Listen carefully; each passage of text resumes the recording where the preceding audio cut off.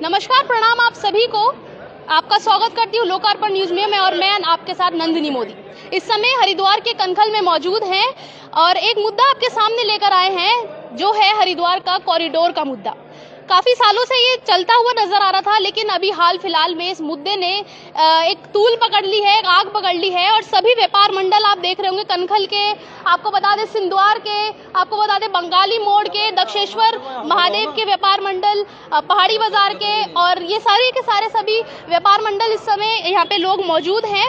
इनसे बात करेंगे कॉरिडोर के मामले में, क्योंकि अभी हाल ही फिलहाल में जो मीनाक्षी सुंदरम सचिव हैं उन्होंने आकर यहाँ पर मीटिंग करी और उन्होंने ये बोला कि जो बस अड्डा है हरिद्वार का वो शिफ्ट कर दिया जाएगा और वहाँ पे से और जो मेन बाजार है हरिद्वार का जानवी मार्केट उसको भी शिफ्ट कर दिया जाएगा, जिसके विरोध में सभी व्यापार मंडल इस समय मौजूद है और इन्होंने अपने जितने भी होली के कार्यक्रम थे सभी कैंसिल कर दिए। इनसे बात करते हैं पूरे मुद्दे के बारे में, क्या कुछ है, किस तरीके से इस मुद्दे को ले रहे हैं और क्यों, क्या इनकी प्रमुख मांगे हैं और क्यों नहीं चाहते ये इस कॉरिडोर को हरिद्वार में। नमस्कार सर। नमस्कार जी। आपका नाम? मेरा नाम प्रवीण शर्मा है, मैं निर्वाचित शहर अध्यक्ष हरिद्वार हूँ।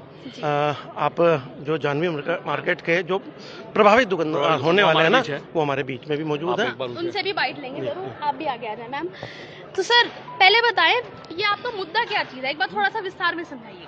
देखिए मुद्दा तो यह है, पिछले 1.5 वर्ष से आप भी इसको कवर कर रहे होंगे अपने लोकार्पण चैनल के माध्यम से। तो सरकार की एक अति महत्वाकांक्षी योजना है कॉरिडोर परियोजना। हालांकि महायोजना 2025 हम बचपन से देखते आ रहे हैं, वो प्रस्तावित है कि 2025 में एक महायोजना आने वाली है जिसमें शहर के विकास का खाका खींचा जाएगा, किंतु इसको कॉरिडोर का रूप देके इसको थोड़ा और वाइड रूप में पेश कर रहे हैं। अब उसमें क्या हुआ कि लगातार माननीय मुख्यमंत्री जी भी और जो यहाँ के माननीय विधायक हैं, जो प्रदेश अध्यक्ष और पूर्व कैबिनेट मंत्री भी रहे, उनके द्वारा व्यापारियों को ये आश्वासन दिया गया था चुनाव के दौरान भी, नगर निगम के जो छोटी सरकार चुनने के दौरान, कि हम कोई भी तोड़फोड़ होने नहीं देंगे, बिना तोड़फोड़ के ये कॉरिडोर बनेगा। तो व्यापारी बहुत उत्साह में थे और उत्साह में इतना अभूतपूर्व ये चुनाव लड़ा गया। उस चुनाव में जो सत्ता पक्ष के जो इस समय मेयर हैं जो वो चुने गए, किंतु अभी 1 माह ही बीता और सरकार और उनके जो प्रशासनिक अधिकारियों के द्वारा ये व्यापारियों पे एक वज्रपात सा हुआ कि कॉरिडोर परियोजना वो लाए और जो स्टेक होल्डर थे, जैसे जानवी मार्केट को उन्होंने डिस्ट्रॉय करने की बात की है, उनके स्टेक होल्डर को कोई सूचना ही नहीं दी। जो खाली व्यापार मंडल के नाम पे राजनीति करने वाले चंद चेहरे हैं, उनको सरकार ने बैठा के ये कह दिया कि हमने इनसे सहमति ले ली, ये तैयार है। जबकि स्टेक होल्डर जो हैं वो आज इतने परेशान हैं क्योंकि इन्होंने 3-3 पीढ़ियां यहाँ बसा ली है। इनके बच्चे आज उज्जवल भविष्य की उसमें देख रहे हैं, किसी की बहन की शादी है, किसी की बेटी की शादी है, अचानक से ये कर दिया। आप ये सोचिए उनके बच्चों की पढ़ाई रुकने की कगार पे आ गई है, बहन बेटियों की शादी कैंसिल हो सकती है कि अगर इनको यहाँ से उजाड़ के बस अड्डे पे और बस अड्डे को स्थानांतरित करके चंडीगढ़ पे। बस अड्डा और रेलवे स्टेशन एक ऐसी चीज है, ये शहर की धमनियों में दौड़ने वाला खून है, ये हमारा रेवेन्यू जनरेट करता है, वो रेवेन्यू पूरे देश में जाता है। कुल मिला के व्यापारियों पे होने वाला ये वज्रपात है, क्योंकि ये व्यापारी हम पहले हैं, व्यापार मंडल के पदाधिकारी हम बाद में हैं। जब व्यापारी ही नहीं रहेंगे तो व्यापार मंडल क्या करेगा। लेकिन सर आप जैसे बोल रहे हैं कि ये भी बात उन्होंने बताई नहीं आपको, क्या कुछ हुआ, व्यापार मंडल से बातचीत नहीं करी, लेकिन सुनने में तो ये आ रहा है कि बोल रहे हैं कि हमने व्यापारियों से सबसे बात करी है, सहमति से ये हुआ है। देखिए मैंने पहले ही भी आपको बताया, वो चेहरे हैं जो व्यापार मंडल के नाम से राजनीति करते हैं, जिनके पास व्यापारियों की स्ट्रेंथ है ही नहीं। आज आप ये देख रहे हैं, ये सब आम व्यापारी हैं जो अपने हरिद्वार के व्यापारियों के दुख में, जो खुशी का त्योहार हर आदमी पूरे साल इंतजार करता है कि परिवार के साथ हम होली का कार्यक्रम करेंगे, अपना चाट पकौड़ी वगैरह खाएंगे, ये प्रस्तावित था पूरे उसमें। इनके दुख से अपना दुख साझा करते हुए इनके दुख में कई कार्यक्रम रद्द हो गए हैं, अनेक संगठनों ने रद्द भी किए हैं। जैसे हम शहर व्यापार मंडल, प्रदेश व्यापार मंडल जो संबंध है, उन्होंने भी सबसे पहले अपना सुभाष घाट पे होने वाला 10 मार्च को जो कल था वो भी रद्द किया।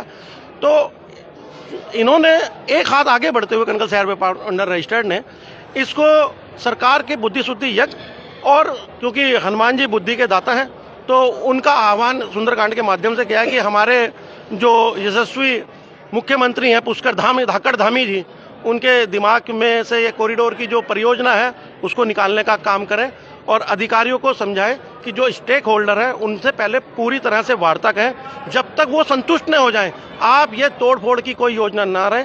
सरकार वादा करती है तो उसको निभाना भी चाहिए, उसी कारण से वो वोट लेती है। लोकतंत्र में जो वादा किया उसको निभाना चाहिए। सर, ऐसा तो नहीं है कि आप कांग्रेस से संबंध रखते हो इसलिए धामी जी का विरोध कर रहे हैं? धामी का कोई विरोध नहीं है, कॉरिडोर योजना का कोई विरोध नहीं है। लोकार्पण चैनल ये बिल्कुल आपके दर्शक ये देख रहे होंगे, किसी विकास की योजना का कोई विरोध नहीं है, पर सरकार के मुखिया और यहाँ के स्थानीय विधायक के आश्वासन देने पे हम उनके वोटर हैं। यहाँ पे 90% लोग उनके वोटर हैं, किंतु जो कहा वो करना चाहिए। अच्छा सर, मीटिंग में जो अभी नई नई मेयर बनी है वो भी मौजूद नहीं थी? ये तो वही बता सकते हैं जी, उनके एमएनए मौजूद थे। अगर मेयर जी रहती वहाँ पर, क्योंकि ये तो एक जब बहुत बड़ा डीपीआर साइन होगा, अभी कॉरिडोर का मामला है और हरिद्वार की मेयर ही नहीं उसमें मौजूद होंगी तो फिर कैसे चलेगा? देखिए, मेयर क्योंकि हमारा प्रतिनिधित्व करने वाला प्रथम नागरिक है, सरकार के मुखिया से तो हम बाद में बात करेंगे, पहले जो लोकल मुखिया है उसको इसका इनिशिएटिव लेना चाहिए और यहाँ जो उनके व्यापारी भाई हैं उनके दुख में साझा होना चाहिए, उनको बुलाना चाहिए। जैसा वो व्यापारी कह रहे हैं, आज अगर मान लिया जानवी मार्केट उजड़ गया तो उसके 80 दुकानदारों का 800 की गैदरिंग होती है। अगर एक 10 भी मान लें, सब सर्विस नौकर वगैरह को वो मिला के जो काम करने वाले हैं, वो 800 परिवार का क्या होगा, इसको सोचना चाहिए। मेयर महिला हैं, उन्हें पता है कि एक गृहस्थी जमाने में कितना समय लगता है और उस गृहस्थी को चलाने में कितना समय लगता है। अचानक से आपने ये कह दिया कि हम आपको यहाँ से उजाड़ के वहाँ देंगे, और जबकि ये तो पहले से विस्थापित है। 1984 या 1986 में इनको विस्थापित के बाद उनको दुकानदार मिली थी। और दूसरा ये है कि जिन्होंने वहाँ अपना पीढ़ी दर पीढ़ी एक कार्य किया, किसी ने अगर खाने का काम किया, किसी ने गंगा जल बेचने वगैरह का काम किया, अन्य ने, वो वहाँ जाके करेगा क्या? और बस अड्डे का तो जब बस अड्डा ही नहीं रहेगा तो वहाँ वो रजिस्ट्री करा के क्या करेगा? हरिद्वार का जो बस अड्डा और रेलवे स्टेशन है वो आमने सामने है, और हरिद्वार एक सिटी है सभी में से देखा जाए जिनका रेलवे स्टेशन और बस अड्डा आमने सामने। अब यही अगर शिफ्ट हो जाएगा तो पर्यटकों का भी, क्योंकि पर्यटक सबसे महत्वपूर्ण चीज़ है हरिद्वार में, पर्यटकों से हरिद्वार चलता है, धर्मनगरी है, पर्यटक आते हैं। और अभी मोदी जी का भी एक बयान आया कि जितना ज़्यादा पर्यटन को बढ़ावा देंगे कि घाम तापो पर्यटन, तो कैसे चलेगा ये? क्योंकि पर्यटन कभी इधर जाएगा कभी उधर जाएगा। तो देखिए, मैं आपकी बात को सच मानते हुए मुख्यमंत्री जी के इस बयान में भी दोहरापन है। एक तरफ वो कह रहे हैं कि पर्यटन को बढ़ावा देने के लिए योजना हरिद्वार में लानी चाहिए, पर चंडी घाट तो पूर्व में गंगा पार का इलाका वो अन्य जिला कहलाता था। अब वर्तमान में यह उसको डेवलप करेंगे, जहाँ जो जितना डेवलप है उसको आप डेवलप के नाम पे तोड़ देंगे, ये अच्छी बात नहीं है। कहीं ना कहीं जब चाइना जैसी जो है कि 2-2, 2.5 दिन में 5-5 मंजिल बिल्डिंग उठा दे रहा है, तो इसमें भी उठाए, डबल स्टोरी 5 स्टोरी पार्किंग बनाए, बस अड्डा वहां संचालित करें, ISBT बनाए। इतने कब्जे हो रखे हैं, रोडीबेल वाला पे इतना कब्जा हो रखा है, उस कब्जे को खाली कराए। पूरी कॉरिडोर की जो ये योजना है, एक व्यापारी आपको ऐसा नहीं मिलेगा जो कॉरिडोर योजना का विरोध करता हो। बिकॉज का हमने शुरू से ही कहा कि कॉरिडोर योजना आए तो वो गंगा पार आपकी सरकारी भूमि पे आए, किसी को अधिग्रहण नहीं करना पड़ेगा, किसी का व्यापारी का नुकसान नहीं होगा, आपकी जो वो इंक्रोच हुई भी जगह है वो भी छूट रही है। इस तरह से आपका पैसा भी बच रहा है, जो आप विस्थापित करने वालों को दोगे 50 लाख या 1 करोड़ की, वो मतलब हर तरह से ये योजना जो अभी सरकार ने, अधिकारियों ने, हमारे मुखिया को, और मुखिया ने हमारे देश के मुखिया के समय वो जो प्रेजेंटेशन किया या नहीं किया, हमें नहीं पता, पर हम प्रमुख सचिव की बात को सत्य मानते हुए इस योजना का विरोध कर रहे हैं। और जब तक हमारे व्यापारी की आंखों में डबडबाई है, तब तक हमारे सारे त्योहार भी डबडबाए हुए गुजरेंगे। एक प्रश्न ये रहेगा कि जिस तरीके से आप बुद्धि शुद्धि, आपने यज्ञ करा, सुंदरकांड का पाठ करा, क्या ये सब करने मात्र से ही चेंज हो जाएगा उनका? देखिए, कुछ चीज संकेत के रूप में भी समझनी चाहिए।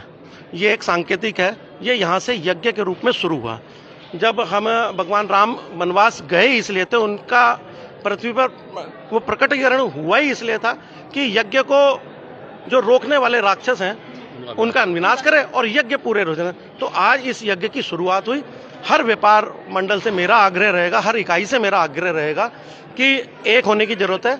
इसलिए हमने इसको नारा भी आज ये दिया, हरिद्वार बचाओ, व्यापार बचाओ। सर, आपसे बात हुई, मतलब आपसे पूछा गया कि ऐसे हम तोड़ रहे हैं या ऐसा कॉरिडोर का कुछ ला रहे हैं? देखिए, हमें तो बुलाया नहीं गया, बुलाया नहीं जब हमें बुलाया नहीं गया, अपने आप ही उन्होंने फरमान चालू कर दिया, लागू कर दिया। और हमारे जाह्नवी जो मार्केट के जो बेचारे व्यापारी भाई हैं, उनको एकदम ज़मीन पे ला के खड़े करने की उन्होंने नौबत ला दी है।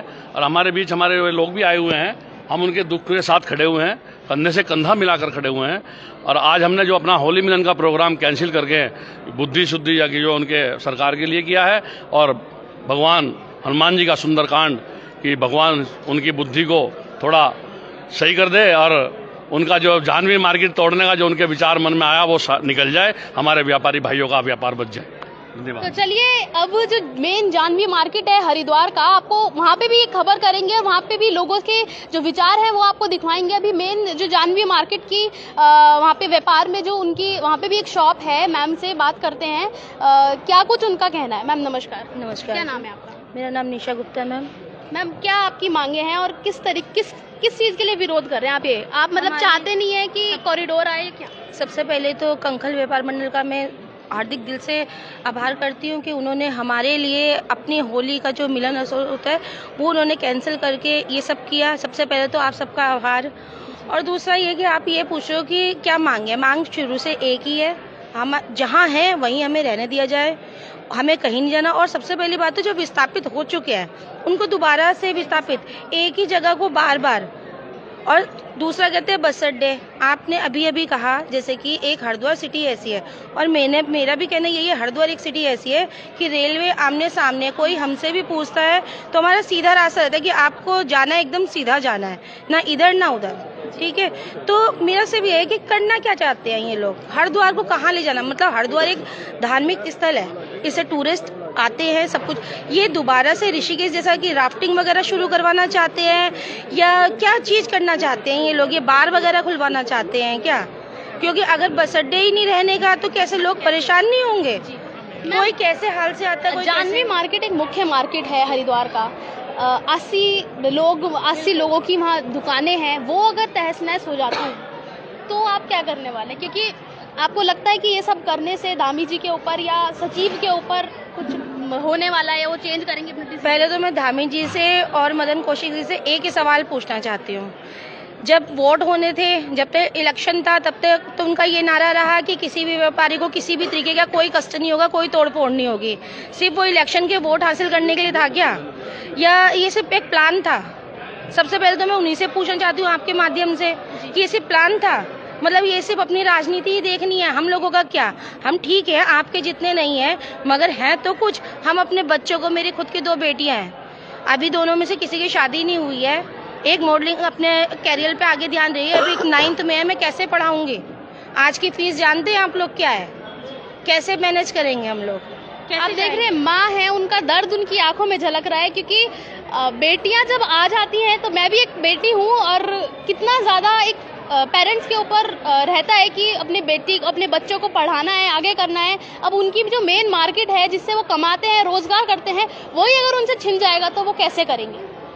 मैम अगर होता है चीज़ें सही नहीं चलती हैं तो आप इसके आगे क्या करेंगे?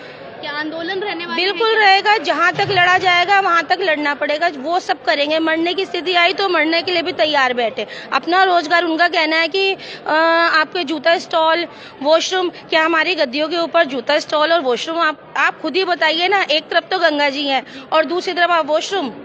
अब ये खुद कितनी बेवकूफ़ी वाला सवाल है ये, खुद ही आप बता दीजिए कि एक तरफ तो है हम गंगा जी की आरती के लिए जाते हैं, वहाँ पे बड़े बड़े शब्दों में लिखा हुआ है हरिद्वार, ठीक है, हर की पैड़ी हरिद्वार। बिल्कुल उसके मार्ग के सामने सबसे पहले आपका कोई भी आता है, स्वागत क्या करेंगे? वॉशरूम से, कि आप आए हैं चलिए पहले वॉशरूम होकर आइए। ये कहाँ की समझदारी है? हाँ, अगर ये कहते हैं सुंदरीकरण के नाम पे ये करना चाहते हैं, जहाँ तक थोड़ा बहुत, मैं ये नहीं कहूँगी कि हम दुकानदारों की गलती नहीं है, हम अपनी सीमाओं से थोड़ा सा बाहर है। हाँ, वो सीमाओं में आओ, उसको अच्छा से एक रूप दो, जैसे कि नगर निगम है उसमें अपना काम करवाए। एक मैसेज है, जैसे कि आप देहरादून चले जाओ, बड़ी बड़ी सिटी में चले जाओ, एक जैसे वोट है। पूरी मतलब एक जैसी पेंटिंग्स लगी हुई है, एक जैसे सिर्फ नाम बदले गए हैं दुकानों के आगे सिर्फ, लेकिन जो बोर्ड है सेम है ना। इस चीज से तो हम एक बारी को एग्री होते हैं कि हाँ कि चलो ये चीज सही है, जो अपनी गलती है उसको स्वीकार भी करना चाहिए, उसमें कोई दो राय नहीं है। लेकिन आप बिल्कुल ही उसे ध्वस्त करके वहाँ पे वॉशरूम, जूता स्टॉल है, आप जाके देखो ना कि वहाँ पे कैसे कैसे, अभी आपने देखा होगा वहाँ पे चौकी बनी है, कई करोड़ों अरबों रुपए की चौकी बनी है। क्या लगा है उस चौकी में, क्या लगा है? जिसकी जरूरत ही नहीं थी, जो था वो वैसे ही रहने दो ना, जो था वो जैसी रहने दो। और आपको सुंदर बनाना है हरिद्वार को, तो जो घाटों पर ये जो लोगों ने जगहें घेर रखी हैं उन्हें हटाओ। यात्रियों को कैसे जगह नहीं मिलेगी जाने की, कैसे नहीं मिलेगी जगह? मिलेगी, बिल्कुल मिलेगी। पुल हैं, घेरे हुए हैं, उनको साफ कराओ। जो पुल, जिन पुलों को जरूरत है मरम्मत की, उन पुलों को ठीक कराओ। आपकी शॉप को कितना बस आपकी शॉप को कितना टाइम हो गया? मतलब 40 साल। 40 साल से जी। मतलब कितनी पीढ़ी गुजार दी होगी? ये पहले मेरे ससुर साहब बैठते थे, ठीक है, अभी हम लोग हैं। अच्छा जी। 40 साल इन्होंने वहाँ गुजार दिए हैं और अब फिर से इनकी बात की जा रही है, इनको विस्थापित किया जाएगा, इनकी जो मेन मार्केट है वही तोड़ दी जाएगी। तो ये बहुत बड़ा जो कॉरिडोर का मुद्दा है, मैंने आपको इलेक्शंस के टाइम पे भी बोला था कि ये कॉरिडोर का मुद्दा अभी तो शांत है और अभी इसी नाम पर वोट भी लिए जा रहे हैं कि सभी से हम किसी को भी कोई दिक्कत परेशानी नहीं करेंगे, सभी व्यापारी मंडल से, सभी व्यापारियों से बातचीत करते हुए कॉरिडोर लेकर आएंगे। लेकिन जैसे ही चुनाव खत्म हुए हैं और कॉरिडोर का मुद्दा सामने आ गया है और बिना किसी व्यापारी से बातचीत करे सीधा बोल दिया गया है कि बस अड्डा शिफ्ट होगा और जानवी मार्केट जो हरिद्वार की मेन मार्केट है वो हटा दी जाएगी। क्या कुछ होने वाला है? सभी व्यापार के जितने भी लोग हैं, या मैं कहूँगी एक बार पूरा दिखाएं, पूरा का पूरा जितना भी पंडाल लगा हुआ है सभी यहाँ मौजूद थे। एक सर और हैं, इनसे बात। जी सर। क्या अभी भी मेरे जिस तरह के हमारे अध्यक्ष जी ने आपको बताया कि वहाँ 800 परिवार उजड़ने वाले हैं, उस तरीके आप देखो बस अड्डे के बाहर भी जो है कम से कम हजारों व्यापारी वहाँ है, वो भी तो इसी में उजड़ेंगे, तो कई लाख हो जाएंगे। इससे उजड़ने से क्या होगा? यहाँ क्राइम बढ़ेगा, जब रोजगार नहीं मिलेगा चोरी बढ़ेगी, क्राइम बढ़ेगा। और कहेंगे बस अड्डा बाहर लेके जा रहे हैं, तो बस अड्डा जब वहाँ से यात्री पैदल आएगा उससे साथ क्या घटना होगी? क्या आज पर्यटन कैसे बढ़ेगा? पर्यटन को वहाँ लेकर जाएंगे, जब यात्री हरिद्वार आएगा, रात्रि में यात्री आता है जो पैदल आएगा, उसको वाहन नहीं मिलेगा तो उसके साथ घटनाएं बढ़ेंगी, कैसे कैसे हो। और उसके बाद रही आप जानवी मार्केट उजाड़ना चाहते हैं, तो उन लोगों को मालूम होना चाहिए कि पिछले 50 सालों पुरानी एक यहाँ विश्व पुरानी गद्दी है ज्ञान गोदरी गुरुद्वारा, जो कि इसी की में सम्मिलित है।